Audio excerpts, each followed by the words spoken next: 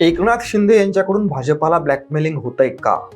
तर होय, पुन्हा एकदा एकनाथ शिंदे यांच्याकडून भाजपावरती दबाव तंत्र सुरू झालेलं आहे आणि हे नेहमीच झाले. शिंदे सेनेला अपेक्षित यश मुंबईमध्ये मिळवता आलेलं नाहीये. भाजपाने 89 जागा मिळवल्या खऱ्या, पण स्वतःच्या बळावरती महापौर काही बसवता येणार नाहीये आणि हीच नस शिंदेंनी पकडलेली आहे. आणि मग मागण्या, अटी हे सगळं ओघाने आलंच. एकनाथ शिंदेंनी भाजपाकडे कोणत्या अटी नेमक्या घातलेल्या आहेत? या अटी भाजपा पूर्ण करणार आहे का? कशासाठी वारंवार शिंदे भाजपाला ब्लॅकमेल करत असतात? भाजपा यातून कसा तोडगा काढणार आहे? उद्धव ठाकरेंच्या सेनेला देखील महापौर पद मिळू शकतं का? असे प्रश्न तुमच्या मनात आले असतील तर त्याची उत्तरे या व्हिडिओमध्ये असणार आहेत. आणि सगळ्यात महत्त्वाचं, आता भाजपाने देखील शिंदेंना जशास तसं उत्तर देण्याचं ठरवलेलं आहे आणि तसं घडलंय देखील.